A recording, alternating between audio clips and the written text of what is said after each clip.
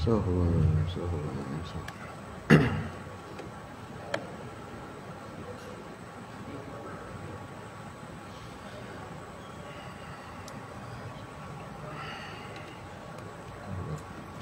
بسم الله الرحمن الرحيم. الحمد لله رب العالمين. اللهم صل وسلم على سيدنا محمد وعلى آل سيدنا محمد. السلام عليكم ورحمة الله وبركاته. الفاتحة إلى روح سيدنا رسول الله محمد بن عبد الله صلى الله عليه وسلم وإلى أرواح آبائه وأخوانه من الأنبياء والمرسلين وآلهم وأصحابهم أجمعين، كما إلى روح سيدنا مجل الله من عيسى سيدنا الأسطى العظم فقيه مقدم محمد بن علي علي وجميع ساداتنا البعل كافة بر الله الصالحين، خصوصا صاحب المال والكتاب سيدنا الإمام أبو حامد محمد الغزالي وأصله وفرع مشايخ من الحقوق عن أهلهم أجمعين. أن الله يعلي درجاتهم في الجنة، وأن الله يكثر مثوباتهم وضعف حسناتهم، وأجعلنا من حزبهم ما ينفعنا بهم جعل مسرار في الدنيا والآخرة، ثم إلى روح والدينا ومشايخنا أمواتنا أموات المسلمين أجمعين. أن الله يدوش أمر مغفرة، وأن الله يغفر لنا ذنوبنا، وأن الله يستر لنا عيوبنا، وأن الله يحول أحوالنا وأحوال المسلمين إلى أحسن الأحوال، ونعوذ بالله من أهل الضلال فعل الجهال، وأن الله يفتح علينا وعلى جميع طلبة العلم الشريف فتوح العارفين، ويفقهنا في الدين، ويعلمنا التأويل، ويهدينا إلى السبيل، واجعلنا من الناصرين والناشرين لشريعة سيد المرسلين في خير ولطف وعافية، وأن الله يحفظنا وأهالنا وأولادنا أموالنا كل شيء أعطيتنا، أن الله يحفظنا وإياهم من شر الفتن والمحن ما ظهر منها من بطن، أن الله يختم لنا بالحسنى وهو راض عنا، وإلى حضرة النبي سيدنا محمد رسول الله صلى الله عليه وآله وصحبه وسلم. الفاتحة. أعوذ بالله من الشيطان الرجيم. بسم الله الرحمن الرحيم. الحمد لله رب العالمين الرحمن الرحيم مالك يوم الدين إياك نعبد وإياك نستعين اهدنا الصراط المستقيم صراط الذين أنعمت عليهم غير المغضوب عليهم ولا الضالين آمين. بسم الله الرحمن الرحيم. الحمد لله رب العالمين، والصلاة والسلام على شفيع المرسلين سيدنا محمد وعلى آله وصحبه أجمعين. اللهم صل وسلم على سيدنا محمد عبدك ورسولك النبي الأمي وعلى آله بعدد علمك. اللهم افتح علينا حكمتك وانشر علينا من خزائن رحمتك يا أرحم الراحمين. ربنا زدنا علما وارزقنا فهما وأنت خير الرازقين. اللهم إنا نعوذ بك من علم لا ينفع وقلب لا يخشع نفس لا تشبع دعاء لا يسمع. ربنا لا تزغ قلوبنا بعد إذ هديتنا وهب لنا من لدنك رحمة إنك أنت الوهاب. ربنا آتنا في الدنيا حسنة وفي الآخرة حسنة وقنا عذاب النار. وصلى الله على سيدنا محمد وعلى آله وصحبه وسلم، والحمد لله رب العالمين. نوينا التعلم والتعليم والتذكر والتذكير والنفع والانتفاع والدعوة إلى الهدى والدلالة على الخير والحث على التمسك بكتاب الله وسنة نبيه ابتغاء وجه الله ومرضاته وقربه وثوابه من الله تعالى. رب اشرح لي صدري ويسر لي أمري واحلل عقدة من لساني يفقه قولي آمين. أما بعد. Alhamdulillah, hadirin hadirat, perempuan-perempuan, ibu-ibu, ayah-ayah, muslimin muslimat yang dirahmati Allah Subhanahu wa taala. Sama-sama kita bersyukur kepada Allah Subhanahu wa taala di atas taufik hidayah Allah Subhanahu wa taala, menggerakkan kita berpagi-pagi dalam keadaan mengingat Allah Subhanahu wa taala, mentaati perintah Allah Subhanahu wa taala dengan melaksanakan salat fardu subuh berjemaah. Kemudian kita beriktikaf dan mendengarkan nasihat-nasihat yang telah dirakamkan oleh seorang hamba Allah yang saleh, Imam Al-Ghazali rahimahullah taala. Alhamdulillah di atas nikmat ini, mudah-mudahan Allah Subhanahu wa taala kekalkan, tambahkan tambahkan dan kekalkan sehingga ke akhir hayat kita, lalu kita dimatikan dalam keadaan yang baik. Amin, Allahumma amin. Alhamdulillah, kita sambung dengan nasihat Al-Imam Al-Ghazali rahimahullah ta'ala di dalam kitab Bidayatul Hidayah. Ringkas kata,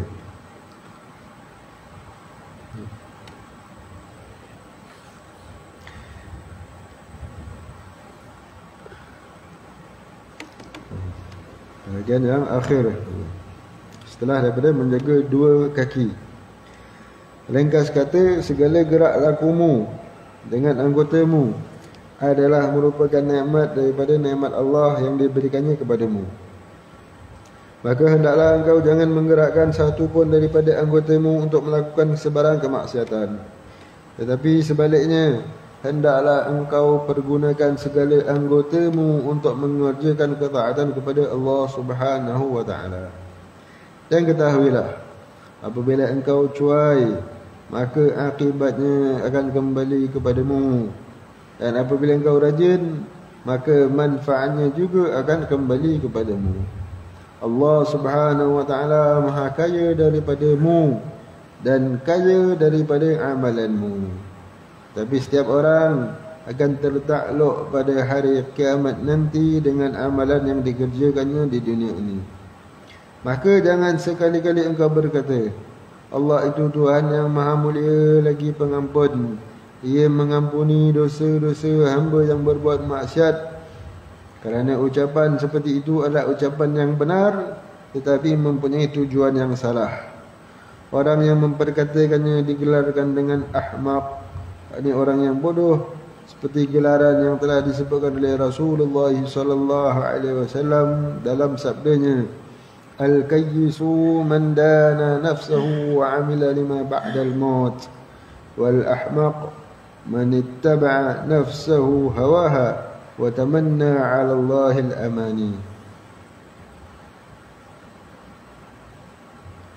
Artinya, orang yang cerdik ialah orang yang selalu memperhitungkan dirinya dan ia suka beramal untuk bekalan sesudah mati.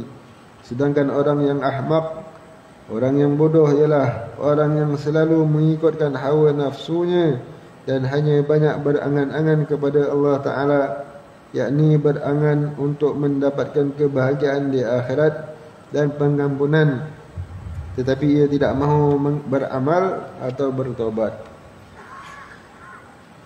Jadi begitu hal keadaan. Sayyidina Imam Ghazali mengingatkan kita akan keadaan sebahagian orang yang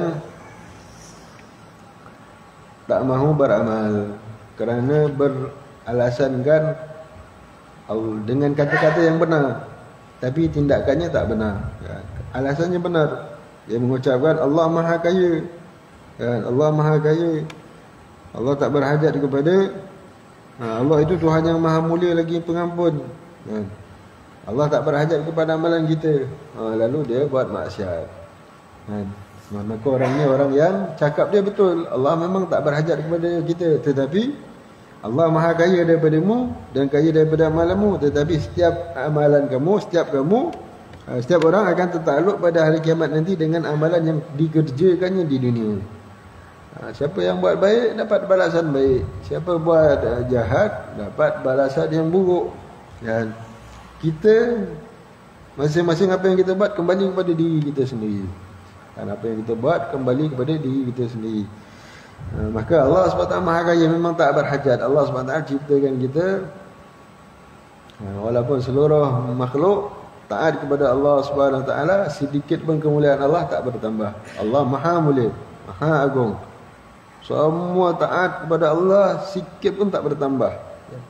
Sebaliknya, kalau semua makhluk daripada kalangan jin dan manusia berpakat-pakat nak menderhakai Allah, protes, kan, sedikit pun kemuliaan Allah, darjat kemuliaan Allah tak berkurang. Allah maha mulia. Yang meruginya siapa? Yang meruginya kita. Yang meruginya hamba itu sendiri. Hamba itu yang rugi. Hamba itu taat kepada Allah, yang beruntung hamba itu juga. Allah untung sikit pun Allah tak ada untung. Allah tak berhajat kepada makhluk. Kan? Allah SWT tak berhajat kepada makhluk sama sekali. Allah SWT ciptakan makhluk untuk ibadah, untuk makhluk kenal kepada Allah, dan yang dapat kemuliaan, dapat kebaikan, dapat ganjaran makhluk itu sendiri. Allah SWT tak apa kan. Dan alam ini diciptakan oleh Allah SWT di atas suatu hikmah, rahsia-rahsia kebijaksanaan Allah Subhanahu wa taala. Walhasil setiap hamba itu tertakluk dengan amalan. Sekecil apa pun dia buat kebaikan, pasti dia nampak. Sekecil apa pun dosa yang dia buat, pasti dia akan nampak ke akhirat nanti. La ilaha illallah. Satu orang soleh diperlihatkan. Satu orang soleh diperlihatkan tentang amalan-amalan kita dalam 24 jam, satu hari ada 24 kotak diperumpamaankan baginya. Maka setiap kotak itu umpama setiap masa kan, 24 jam, setiap 1 jam, setiap kotak umpamanya. Lalu dia perlihatkan, kalau dalam masa itu ada dibuat amal kebaikan, dibuka kotak tu bercahaya. Kalau masa itu dibiarkan dalam keadaan kosong, bukakan kotak itu dalam keadaan gelap ataupun tak ada apa-apa. Bila perbuatan ada maksiat dibuat kat situ, maka dalam kotak itu ada zulmat, kegelapan ataupun azab. Maka tiap-tiap orang kirimkan kebaikan ataupun keburukan untuk dirinya sendiri dengan perbuatannya, segala perbuatannya kat dunia ini. Maka begitu. Bahkan azab-azab yang ada dalam neraka diciptakan atas kadar amalan kita. Begitu juga ketaatan. Ada malaikat membinakan istana. Satu orang soleh diperlihatkan akan keadaan malaikat membina istana di dalam syurga. Dia buat istana, tiba-tiba terhenti. Berhenti sebab apa? Sebab orang yang buat amal kat dunia ni berhenti buat amal. Batu-batanya tak sampai umpamanya kan. Bekalan terputus. Yang disambung buat amal soleh, malaikat pun bekerja buat istana, bangunkan istana. Kan? Jadi bila beramal, tambahan nikmat kepada sahibnya pun bertambah. Gitulah sebaliknya. Bila orang yang di dunia ini berkekalan melakukan maksiat, azab demi satu azab ditumbuhkan ataupun diciptakan, disediakan di tempatnya di neraka, wal'iyadzubillah, la ilaha illallah. Maka begitu daripada apa yang diperlihatkan kepada orang-orang saleh, perumpamaan akan amal seseorang itu yang menentukan akan itu, menentukan akan apa yang dia akan dapat. Ketahuilah apabila engkau cuai, maka akibatnya akan kembali kepadamu, dan apabila engkau rajin, maka manfaatnya juga kembali kepadamu. Allah Maha kaya daripadamu dan kaya daripada amalanmu. Tetapi setiap orang akan tertakluk pada hari kiamat nanti dengan amalan yang dikerjakannya di dunia. Maka jangan sekali-kali engkau berkata Allah itu Tuhan yang maha mulia lagi pengampun. Ia mengampuni dosa-dosa hamba yang berbuat maksiat. Kerana ucapan itu adalah ucapan yang benar, tetapi mempunyai tujuan yang salah. Ni banyak orang cakap macam ni kan. Allah pengampun. Bahkan bukan orang zaman kita kan. Bukan orang zaman Imam Ghazali cakap. Zaman kita pun ada. Zaman kita, orang zaman kita. Kadang-kadang dalam Facebook apa ke, tak tahulah Facebook ke Twitter ke, kadang-kadang ada orang share kan, petikkan apa nama komen apa ni, kan, apa nama ada. Zaman kita ada, zaman Imam Ghazali ada, zaman kita ada, zaman Rasulullah pun ada. Perkataan yang lebih kurang macam ni, pemikiran yang macam ni. Dia kekal buat maksiat, kekal buat maksiat. Kemudian Allah tak berhajat kepada kita dan sebagainya. Kan? Itu kata-kata yang betul, pemahaman yang salah kan. Tetapi tindakannya salah. Ucapan betul, tindakan salah.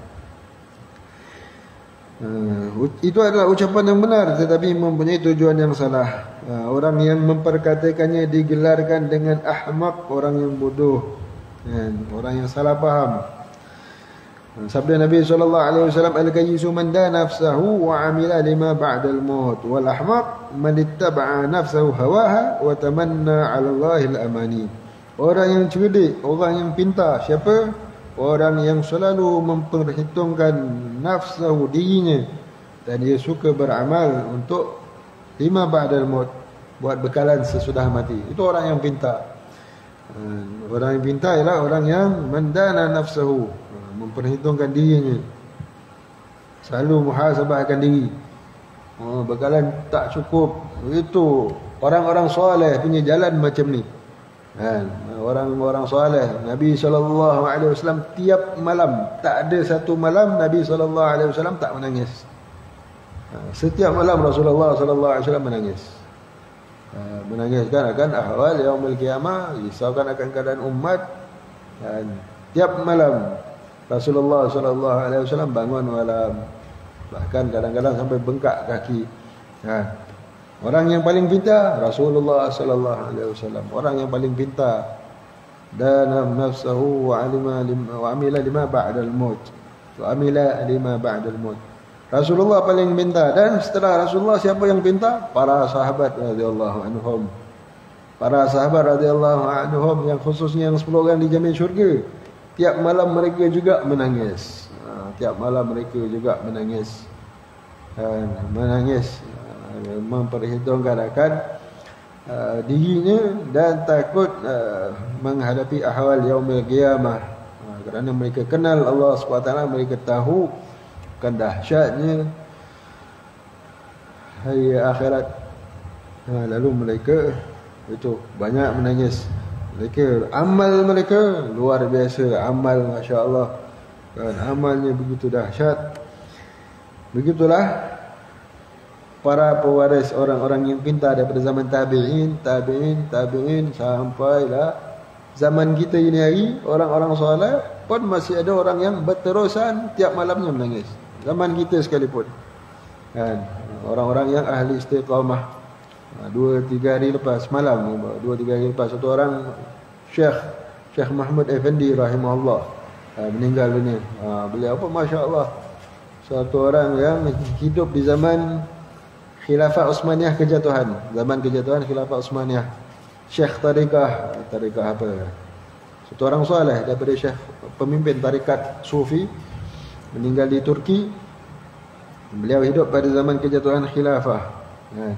Zaman kejatuhan Khilafah Utsmaniyah. Dan beliau sabar. Orang cuba nak buatkan isu supaya beliau marah, supaya beliau boleh langsung ditangkap lah. Tapi beliau sabar, tak cakap apa. Sampai beliau teruskan dakwahnya juga. Masya Allah. Sampai satu ketika beliau tawaf dekat Kaabah itu.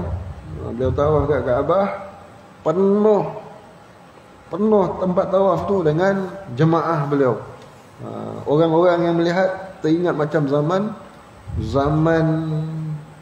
dulu-dulu, zaman sebelum kejatuhan Khilafah Utsmaniyah.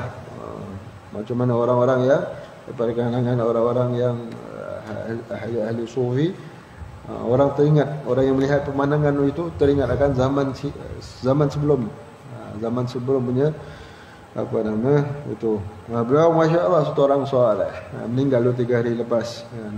Jemaahnya sekarang 3 juta orang. Subhanallah.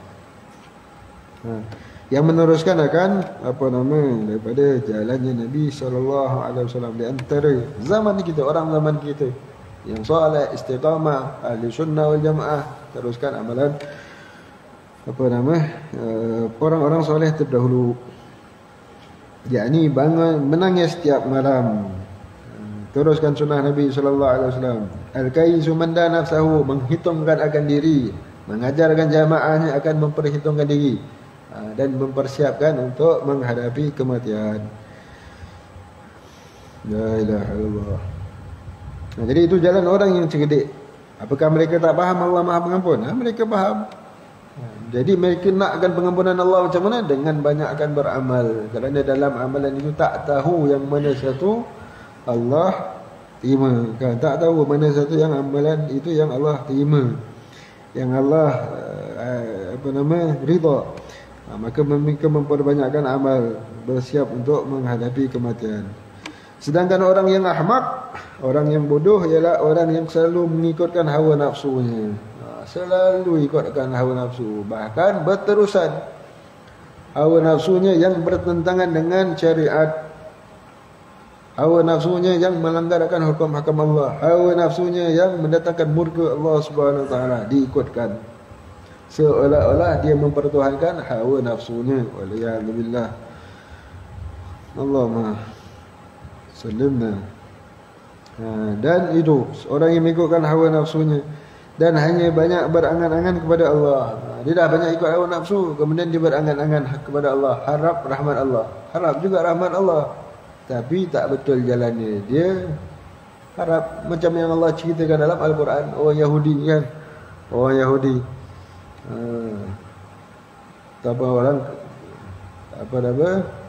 berkekalan melakukan maksiat, kemudian bercita-cita Allah sediakan tempat yang baik untuknya di akhirat kan.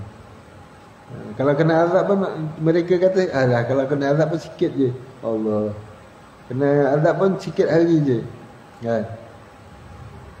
Kan dalam Al-Quran Allah Subhanahu wa taala ceritakan kaum yang mendurhakai Allah, kemudian berangan-angan kosong, Allah sediakan syurga untuknya. Kemudian kalau kena azab pun dia orang kata illa qalila, melainkan sikit aja. Alah sikit aja kena azab. Macam zaman kita sekarang pun ada anak-anak muda kita, orang-orang Islam buat maksiat, kemudian harapkan syurga daripada Allah Subhanahu wa taala. Kemudian alah kalau kena azab pun sikit je. Kalau kena azab pun nanti ujung-ujung kita masuk syurga juga sebab kita orang Islam. Kan? Kata-kata tu ada betulnya, betul lah orang Islam beriman last sekali masuk syurga juga. Jadi dia target yang last tu. Tapi tak tahu ke bahawa maksiat ini kan, perbuatan maksiat seseorang itu titik hitam di dalam hati. Makin selalu buat maksiat, makin banyak titik hitam. Makin lama makin titik hitam. Makin penuh, makin gelap, makin gelap. Bila dah gelap apa jadi? Tak tahu nak membezakan mana yang hak, mana yang batil. Bila dah makin gelap, hidayah tu dah tertutup. Kan? Itu. Tak dapat jalan hidayah tu dah tak masuk dah. Kan? Cahaya tu dah tak masuk. Penuh dah gelap, keras dah membatu. Terus lagi disil pula lagi, waliyadzubillah. Disil, di-lock kan lagi, dikuncikan akan hati. La ilaha illallah. Lalu bila saat sakaratul maut khususnya, macam mana keadaan bila diuji dengan syaitan, iblis. Saat akhir-akhir itu diuji dengan ujian yang paling dahsyat. Final exam untuknya iblis. Kan, final exam, last chance. Bukan exam dia punya peluang yang terakhir untuk nak uji satu orang hamba ni, musuhnya. Dendam dia dengan Nabi Allah, cucu cicit Nabi Allah Adam. Dendam dia dengan hamba-hamba Allah, nak dirosakkan. Tu jalan yang terakhir dia, peluang yang terakhir yang dia punya ada, itu dia usaha sembuh-sembuh. Saat seketika itu orang yang berkekalan dengan maksiat ditakuti selalunya tak selamat, kecuali orang yang dapat rahmat Allah Subhanahu wa taala. Takut mati dalam keadaan su'ul khatimah, waliyadzubillah. Takut matinya dalam keadaan goncang iman dia. Kan? La ilaha illallah. Jadi begitu. Hendaknya setiap kali kita berdoa, di antaranya kita minta keselamatan saat sakaratul maut. Minta bantuan, pertolongan Allah, rahmat kepada Allah kepada kita, agar saat sakaratul maut kita itu dipelihara oleh Allah SWT, dijaga dalam naungan rahmat Allah. Itu dianjurkan kan. Itu yang guru kita Al-Habib Umar Hamdulillah selalu pesan kan, saat dalam majlis doa itu ibtihal itu kan, seru nama Allah, ya Allah, ya Allah, minta tolong, panggil, merayu kepada Allah, minta Allah SWT tolong, bantu kita. Di antaranya tolong saat apa?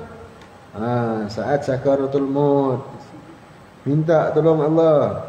Kan guru kita Al-Habib Umar hafizallah pesan, sebutlah minta tolong Allah sekarang. Untuk bila? Untuk baki hayat kita. Untuk baki hayat kita minta Allah tolong kita, bantu kita dapat taufik hidayah Allah. Minta tolong Allah sekarang untuk saat sakaratul maut. Kan, untuk saat sakaratul maut minta Allah tolong selamatkan kita, permudahkan kita, jauhkan syaitan-syaitan ni jauh-jauh. Roh-roh orang-orang soleh, roh rohaniat malaikat minta dekat dengan kita saat sakaratul maut. Bahkan minta ditalkinkan. Minta ditalkinkan kalau Rasulullah ada di antara hamba Allah yang Rasulullah sallallahu alaihi wasallam ziarah saat sakaratul maut ni. Diziarah. Begitu di antara tanda-tanda orang soleh kalau nak meninggal selalunya akan diziarah. Diziarah oleh roh-roh salihin. Lalu biasa saat sakaratul maut dipenuhi dengan arwah salihin. Kalau orang ni orang baik, maka syaitan-syaitan menjauh. Syaitan-syaitan menjauh. Hasud juga tapi daripada jauh kan. Maka lemahlah. Jadi begitu. Jadi orang yang berkekalan melakukan maksiat ni takut hatinya hitam. Bahkan tak payah tunggu saat sakaratul maut, saat sekarang lagi ni pun, bila dah terlampau keras maksiat sehingga mengingkarkan karamat. Mustahil lah boleh satu orang khatam Quran satu hari. Mustahil boleh orang soleh solat 1000 rakaat. Dia dah kata mustahil. Sebab apa? Sebab dah terlampau banyak pakai logik. Dia pakai kira logik. Dia pakai kira logik. Itu kemudian mustahil 1000 rakaat. Mustahil. Satu hari khatam Quran. Mustahil. Sahabat Nabi pun khatam Quran 3 hari sekali. Dia dah kira mustahil lah pula. Padahal zaman kita sekarang ada tak orang khatam Quran dalam satu malam? Zaman kita sekarang ada. Di madrasah di mana? Di Temburu kat Indonesia kan. Indonesia unik. Ada sembahyang tarawih yang tercepat. Kat Indonesia sembahyang tarawih yang tercepat berapa 7 minit ke apa. Ada. Kat Indonesia juga ada sembahyang tarawih yang terlambat. Tapi pun ada masuk TV juga, masuk berita. Dekat mana? Kat Temburu, markas dakwah kan, markas dakwah, markas taklim dan dakwah lah. Allah yarham Syekh Kiai Huzairan punya tempat. Masya-Allah, anak-anak murid Bilau ramai di Darul Musafa. Jadi itu mereka solat tarawih daripada lepas isyak mula sampai sebelum sahur, satu khatam Quran setiap malam. Itu paling lama. Oleh zaman kita ada. Kalau orang itu bila baca kisah orang-orang soleh, sekali tawaf khatam Quran. Macam satu Imam Syafi'i satu hari siang malam khatam Quran Ramadan kan. Orang zaman kita kata ini betul ke cerita dongeng je lah. Dia dah fikir dah tak logik pula. Sebab pada dia mustahil. Sebab saya nak baca Quran 1 jam 1 juz kan. Dia dah fikir dia. Dia tak tengok budak tahfiz.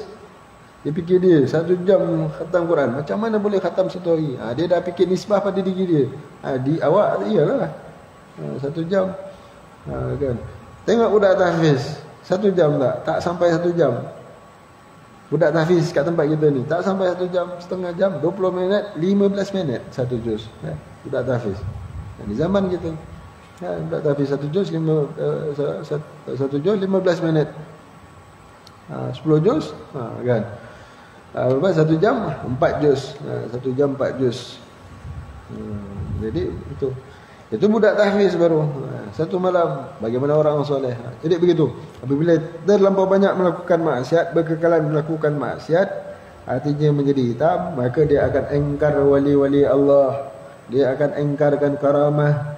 Dia akan engkarkan dunia lagi, masih hidup lagi dia akan engkarkan. Dia dah makin jauh.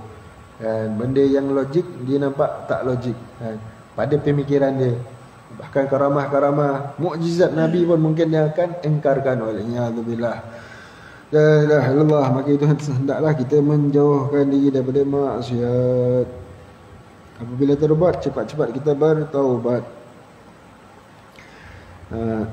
Jadi dan ketahuilah bahawasanya sesiapa yang mahu menjadi seorang yang alim tetapi tak berusaha mencari ilmu dan hanya berkata Allah itu Tuhan yang maha mulia lagi maha mengasihani, ia berusaha berkuasa mencampakkan ilmu ke dalam hatiku tanpa usaha dan susah payah, seperti ia telah mencampakkan ilmu ke dalam hati para anbiya dan awliya-Nya tanpa susah payah mengulang kaji dan mencatat. Maka orang yang berkata demikian sama halnya dengan keadaan seorang yang mahu mendapatkan harta. Ni Imam Ghazali buat misal. Orang nak syurga, nak ni kan, nak syurga, nak ganjaran, nak kemuliaan di akhirat, tapi tak nak beramal. Seumpama macam orang yang nak jadi alim. Nak jadi alim tapi tak nak berusaha. Dia tak nak berusaha, tak nak cari ilmu. Dia nak jadi alim tapi tak nak cari ilmu. Alasannya apa? Alasannya betul. Alasan betul, tindakannya tak betul. Dia kata apa? Allah itu Tuhan yang maha mulia, lagi maha mengasihani. Allah berkuasa campak ilmu dalam hatiku tanpa usaha susah payah, seperti ia telah mencampakkan ilmu ke dalam hati para anbiya dan awliya-Nya tanpa susah payah. Dan dia nak macam tu. Dia nak apa? Dia nak macam Allah boleh campakkan ilmu, tak payah bersusah payah pun. Nabi-nabi alim lah kan? Wali-wali Allah alim lah kan? Wali-wali Allah alim sekali mata, tanpa susah payah kan? Jadi Allah pun boleh bagi kat aku. Jadi dia duduk relax je, sampai ke sudah. Sampai ke sudah akhirnya tak alim juga kan? Apa yang membezakan dia dengan Nabi, dengan wali? Nabi, wali pilihan Allah Subhanahu Wa Taala kan? Pilihan Allah Subhanahu Wa Taala. Kalau awak pilihan Allah, dapat jugalah kan? Tapi apa nama, jadi begitulah kan? Bukan semua orang pilihan Allah, hanya dalam 1001 orang yang dipilih oleh Allah Subhanahu Wa Taala, yang apa, Allah khususkan, Allah kurniakan dia ilmu laduni kan umpamanya. Tapi untuk dapat ilmu laduni pun, kalau kita ni nak dapat peluang untuk dapat ilmu laduni ada, memang ada. Tapi jalannya macam mana? Dengan beramal, dengan belajar dulu. Lepas belajar, beramal. Lepas beramal, barulah Allah bagi ilmu di sisi Allah Subhanahu Wa Taala, ilmu laduni yang apa nama, diajarkan tanpa dipelajari. Yang kalau orang nak belajar pun takkan dapat. Orang yang kalau dia nak belajar pun ilmu laduni tak akan dapat. Ini ilmu kurniaan Allah Subhanahu Wa Taala kan? Orang-orang Allah yang Allah kurniakan kepada hamba-hamba Allah yang bertakwa.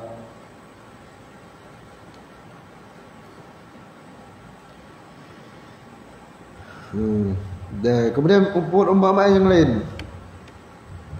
Demikian sama halnya dengan seseorang yang mahu mendapatkan harta kekayaan, lalu ia meninggalkan usaha.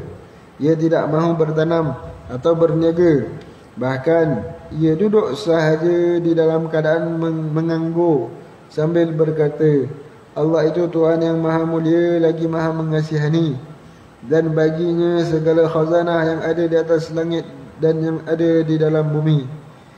Dan ia berkuasa menunjukkan aku akan sesuatu perbendaharaan daripada perbendaharaan harta, sehingga aku tidak perlu berusaha seperti apa yang digunakan kepada sebahagian hamba-hambanya. Maka apabila engkau dengar perkataan kedua orang ini, sudah tentu engkau menganggap bahawa orang yang berkata ini adalah orang yang bodoh, dan sudah tentu engkau akan mengolok-ngolokkannya. Ini Imam Ghazali tujukan kepada orang yang bila dengar dua orang ini cakap, orang yang nak cari ilmu tapi dia nak tunggu je futuh, pembukaan daripada Allah, macam mana Nabi-Nabi, wali-wali Allah dapat. Ataupun orang yang nak kaya kan, orang yang nak kaya tapi dia tak nak berusaha. Dia tak nak berusaha sebab dia kata apa? Ada je hamba-hamba Allah, Allah Maha Pengasih kan? Ada je hamba-hamba Allah yang tiba-tiba jumpa muntah ikan paus kan? Jumpa muntah ikan paus, terus dapat kaya raya. Jumpa apa? Gali-gali apa? Jumpa emas kan? Harta karun umpamanya. Tiba-tiba ada je. Yalah betul, tapi bukan semua orang dapat kan? Jadi ini dibuatkan misal dari Imam Ghazali agar mudah faham pada kita akan hal keadaan orang yang nakkan akhirat tapi tak nak beramal. Apabila engkau dengar perkataan kedua orang ini, sudah tentu engkau menganggap bahawa orang yang berkata itulah adalah orang yang bodoh, dan sudah tentu engkau akan mengolok-olokkannya. Meskipun apa yang mereka sifatkan tentang kemurahan dan kekuasaan Allah Ta'ala itu adalah sesuatu yang benar. Betul. Dia kata Allah Maha Pengasih, boleh bagi ilmu pada siapa-siapa tanpa sebab, boleh. Dan Allah juga boleh bagi kekayaan, perbendaraan pada mana-mana hamba Allah, ya boleh. Tapi bila dalam 1001, dalam 1001 orang macam ni, kita tahu, kita perolok-olokkan dia, kan? Kita perolok-olokkan dia. Kemurahan Allah betul, kekuasaan Allah betul, tapi bukan semua Allah bagi. Maka begitu halnya orang yang arif dalam agama. Mereka akan membertawakan engkau seandainya mereka melihat engkau memohon ampun dosa daripada Allah Ta'ala tanpa sebarang usaha untuk mencapainya, yakni tanpa bertaubat. Nak ganjaran, nak akhirat, nak syurga, nak selamat daripada neraka, tapi tak nak beramal. Buat taat tidak, buat maksiat, bertaubat pula tidak, kan? Maka tak betul lah jalannya. Bukankah Allah Subhanahu wa taala telah berfirman di dalam Al-Quran, ba'da a'udzu billahi minasyaitonir rajim, wa an laysa lil insani illa ma sa'a. Maksudnya, dan bahawasanya tidak ada sesuatu yang dapat diperolehi oleh seseorang itu kecuali sekadar usahanya. Dan Allah Subhanahu wa taala berfirman lagi, innama tujzauna ma kuntum ta'malun. Maksudnya, hanya sahaja kamu akan dibalas oleh Allah mengikut apa yang kamu lakukan. Dan firman-Nya lagi, innal abrara lafi na'im wa innal fujjara lafi jahim. Sesungguhnya orang yang baik akan dimasukkan ke dalam syurga, dan orang-orang yang jahat akan dimasukkan ke dalam neraka. Dan apabila engkau tidak meninggalkan usaha di dalam mencari ilmu dan harta kerana bersandar kepada kemurahan Allah Ta'ala, maka begitu pula engkau tidak meninggalkan berbuat bekalan akhirat kerana bersandar kepada kemurahan Allah. Maka janganlah engkau malas berbuat ibadah, kerana Tuhan dunia dan Tuhan akhirat itu satu saja. Dan Tuhan itu Maha Pemurah dan Maha Mengasihani, baik di dunia maupun di akhirat. Kemurahannya tidak bertambah dengan ketaatanmu, dan kemurahannya bahawa ia memudahkan bagimu jalan yang dapat menyampaikan engkau ke negeri yang kekal abadi, yang penuh dengan segala kenikmatan dan kebahagiaan, dengan syarat engkau mampu bersabar menahan syahwatmu untuk beberapa hari yang sangat sedikit sekali. Dan inilah kesudahan daripada kemurahannya. Subhanallah, kan? Begitu pemurahnya Allah SWT. Satu orang hamba taatnya untuk tempoh yang sikit aja, lawan hawa nafsu tempoh yang sikit. Berapa tahun? 60 tahun. 60 tahun tahan hawa nafsunya, tahan sabar di atas taat, bangun nak solat 5 waktu, paksakan juga solat, sabar atas ketaatan, sabar dalam meninggalkan maksiat. Nak buat maksiat, nak itu, nak ini, kawan-kawan yang lain enjoy je, seronok je, dia sabar lawan nafsunya. Dan diuji dengan musibah, dia sabar. Untuk tempoh berapa lama? Untuk tempoh 60 tahun. Daripada dia akil balik, tolaklah berapa, dan 45 tahun. Kalau umurnya 60 tahun, ataupun 70 tahun, 80 tahun. Jadi untuk tempoh itu, ganjarannya, balasannya esok ke akhirat, apa yang Allah ganjarkan.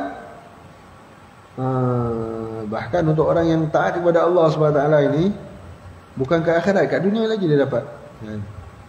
Ke akhirat, apa yang dia dapat? berapa tahun? 60 tahun balas berapa? 60 tahun. Apa? 60 tahun punya taat Allah balas dengan berapa? 600 tahun. Kan? 600 tahun. Tidak. 6,000 tahun. Tidak.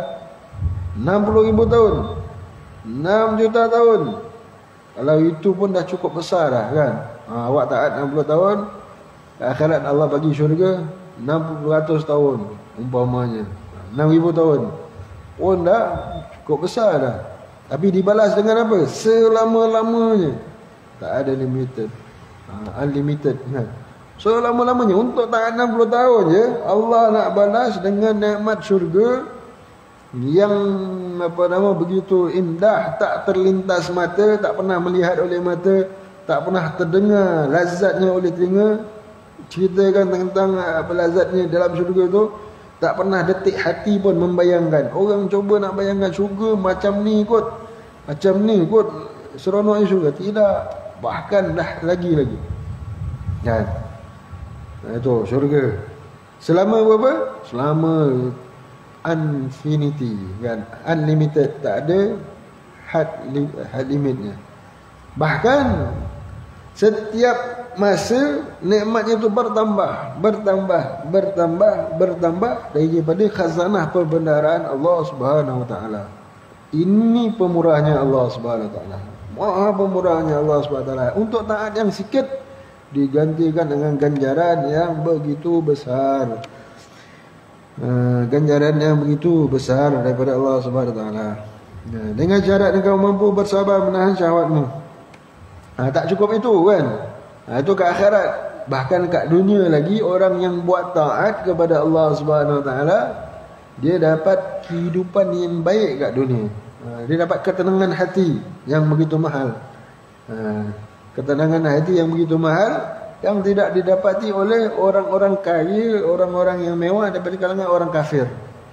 Dan orang kafir yang kaya raya dibandingkan dengan seorang Islam yang fakir miskin, yang taat kepada Allah, dia punya ketenangan hatinya, nikmat tidurnya kan, nikmat yang didapatkan lebih besar daripada orang kaya yang kafir, yang tak kenal Allah SWT. Hatinya walaupun enjoy dengan macam tu, semuanya makin membuatkan mereka stres. Itu dah dengan minuman, dengan wanitanya, dengan segala macam keseronokan. Makin dia seronok, makin dia stres. Makin dia seronok, makin dia stres. Itu yang dia makin buat benda mengarut-ngarut. Akhirnya main tembak-tembak orang kan. Sebab masalah jiwa. Tak seronok lagi, main perang-perang. Perang-perang betul kan. Jadi kesian. Jadi orang beriman, fakir miskin, alhamdulillah, nikmat tidur malam seronok. Tidur malamnya pun nikmat, subuh pun terlajak. Kan begitu keadaan orang yang beriman kan. Jadi orang nikmat qiyamul-lail lah kan, qiyamul-lailnya pun nikmat. Itu keadaan orang-orang beriman yang soleh kan. Kaya dia nikmat, miskin dia juga nikmat. Kalau orang beriman, miskin dia alhamdulillah khair kan. Terpijak batu pun alhamdulillah, dia syukur. Subhanallah, orang beriman bila terpijak batu kaki tercucuk lagi, alhamdulillah. Yang pelik tu, subhanallah, macam mana ni orang ni sakit ni, apa nama, kalau orang kafir lah, ini dah sumpah batu ni tak gunanya batu. Orang beriman terpijak batu, alhamdulillah. Apa nikmat Allah ingat juga aku, tak ada hanyutkan aku dengan nikmat aja. Ada juga sakit, ini satu pengampunan kifarah daripada Allah SWT kan. Alhamdulillah, dapat pahala bersabar kan, dapat pahala bersabar. Itu sifat orang beriman. Ditimpa musibah, inna lillahi wa inna ilaihi raji'un, Allahumma ajurni fi musibati kan. Itu jalan orang beriman, sentiasa ingat Allah SWT, maka kehidupan kat dunia ni semuanya baik. Walaupun dunia dan nak kiamat, orang beriman tetap baik kan. Tetap dalam kehidupan yang baik. Itu orang yang beriman yang betul-betul dengan beramal soleh kan. Orang beriman yang beramal soleh sentiasa jaga hubungan dengan Allah Subhanahu wa taala. Jadi begitu.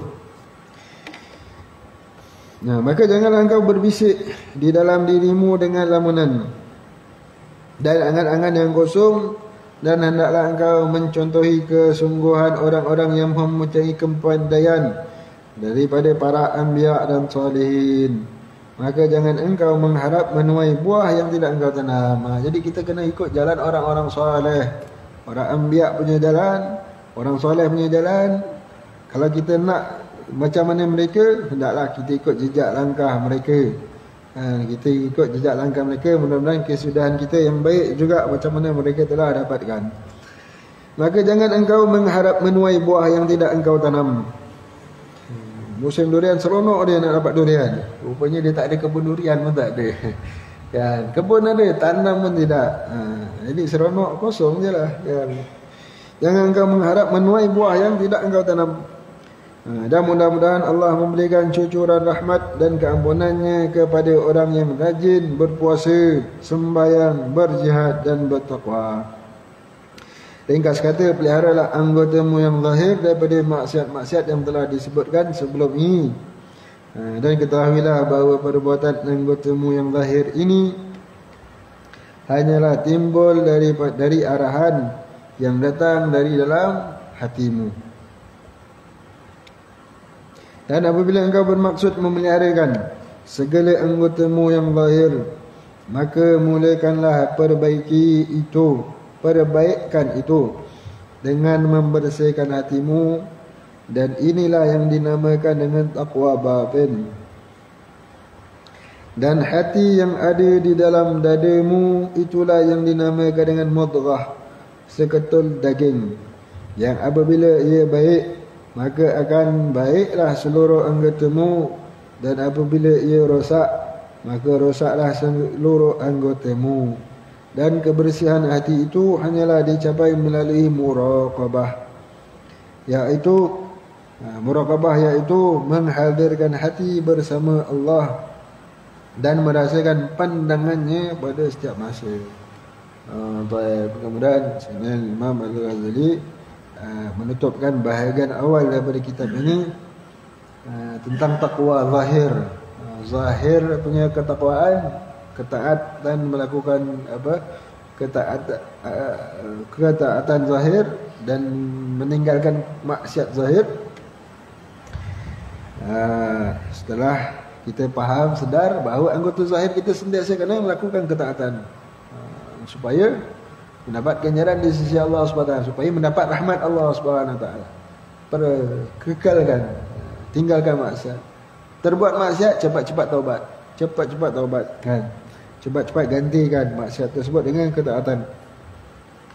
Kemudian ketahuilah bahawa perbuatan anggotamu yang lahir ini timbul daripada mana? Timbul daripada arahan datang daripada hati.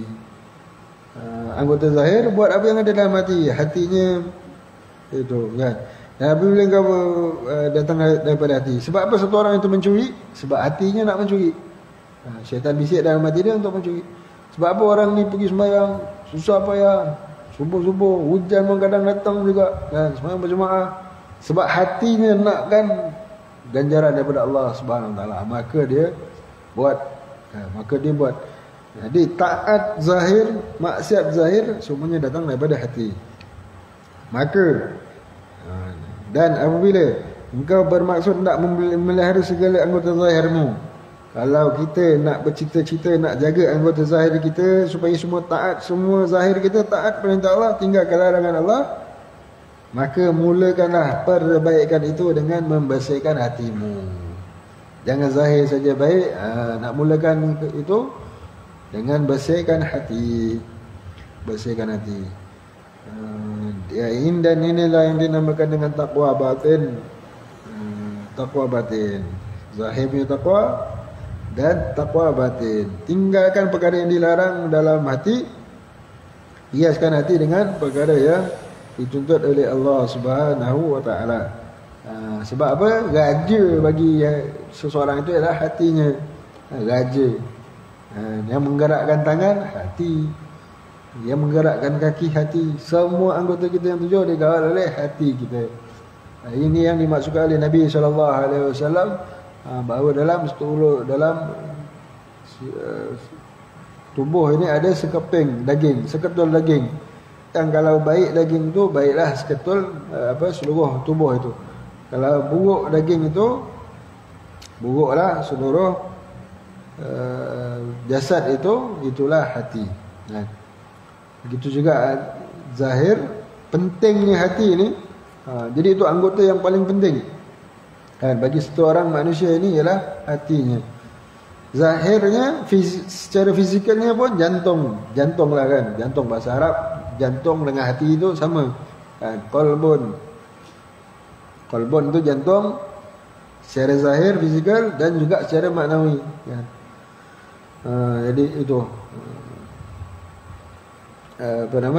maka anggota yang paling penting ialah jantung. Kalau secara fizikal, kalau sakit penyakit yang menyerang jantung semuanya berbahaya. Jantung berlubang, jantung lemah, jantung apa lagi? Sakit jantung, jantung tersumbat, jantung apa lagi? Penyakit jantung kan. Semuanya bahaya. Silap-silap jantung ini habislah. Risikonya apa? Risikonya itu. Yang ini secara fizikal. Dan secara maknawi, jantung, hati, semua penyakit yang menimpa akan jantung, hati ini ataupun hati, semuanya bahaya juga. Hasad, ujub, riya, waswas, syak dan sebagainya, semuanya berbahaya. Bahayanya jauh daripada zahir punya maksiat. Jadi kalau seseorang yang nak jaga anggota dia, maka jangan diabaikan akan hati. Ini mulakan dulu daripada sini. Nak jaga hati macam mana? Di antaranya dengan solat. Dengan satu orang solat, lalu Allah SWT akan campakkan dalam hatinya akan cahaya. Lalu dengan cahaya itu dia akan bencikan maksiat, cintakan ketaatan. Jaga solat kan. Sebab dengan solat, inna solata tanha 'anil fahsya' wal munkar. Sungguhnya solat itu akan cegah satu orang itu daripada perbuatan keji dan mungkar. Solat yang betul-betul, orang yang melaksanakan solat dengan betul-betul, jaga adabnya dengan rukunnya, syarat sahnya, tinggalkan perkara yang batalkan solat, jaga khusyuknya, jaga hadir hatinya. 2 rakaat solat dia dah dicampakkan, akan terbit daripada hatinya cahaya. Yang cahaya itu akan menyebabkan dia pandang maksiat itu sebagai maksiat yang menjijikkan, pandang taat itu sebagai satu ketaatan yang melazatkan, yang manis. Dari situ berterusan macam itu, dia banyakkan solat yang macam itu, akan makin banyak cahaya, makin banyak cahaya menguasai hatinya, lalu tinggalkan maksiat. Jadi mudah-mudahan Allah SWT bantu kita, insya-Allah kita sambung lagi pada yang akan datang.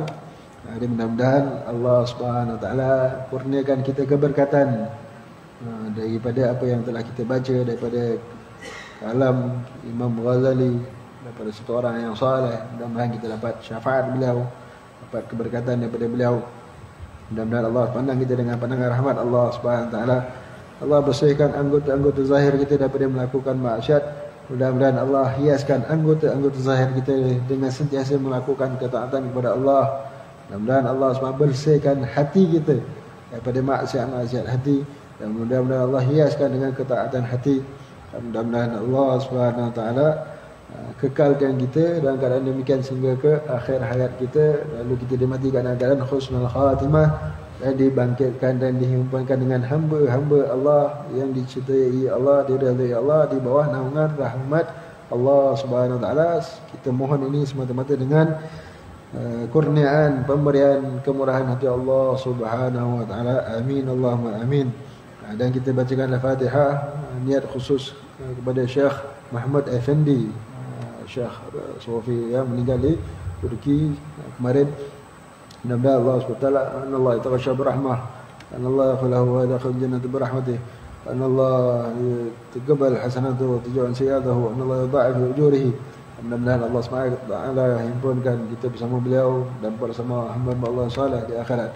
Ala dina kullu sallallahu alaihi wa sallam wa ila hadratin Nabi Muhammad Rasulullah sallallahu alaihi wa sallam. Al-Fatihah. أعوذ بالله من الشيطان الرجيم. بسم الله الرحمن الرحيم.